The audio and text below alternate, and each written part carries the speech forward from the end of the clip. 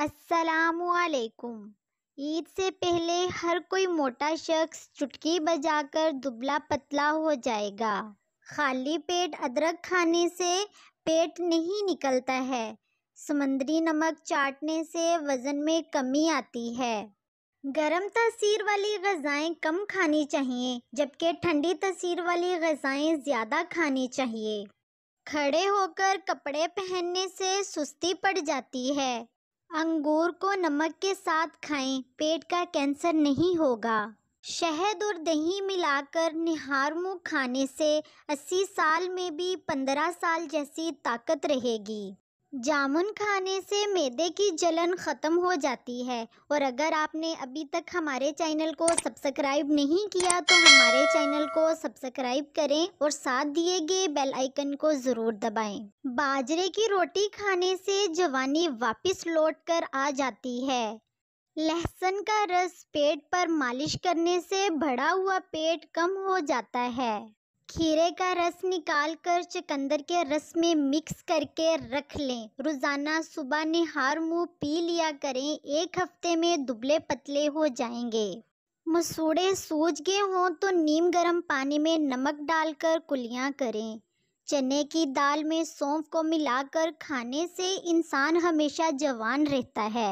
پودینے کی چٹنی بنا کر کھانے سے زندگی بھر پیٹ نہیں لٹکے گا۔ خالی پیٹ سونے سے پرہیز کریں کیونکہ خالی پیٹ سونے سے عمر میں کمی واقع ہوتی ہے۔ صبح کے وقت گوشت کھانے سے صحت خراب ہوتی ہے۔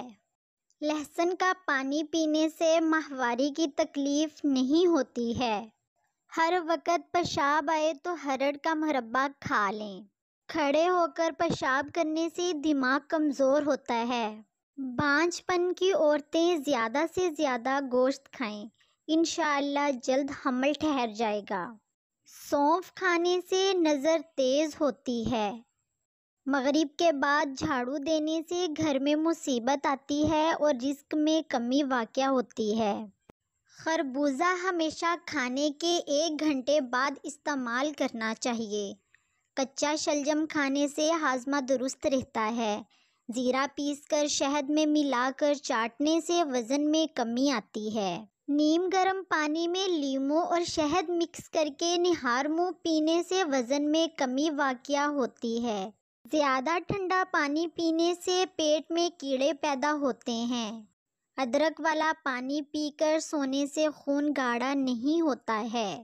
جن کا وزن تیزی سے بڑھ رہا ہے ان کو چاہیے کہ وہ نیم گرم پانی میں 1 چمچ سیب کا سرکہ ڈال کر پئیں۔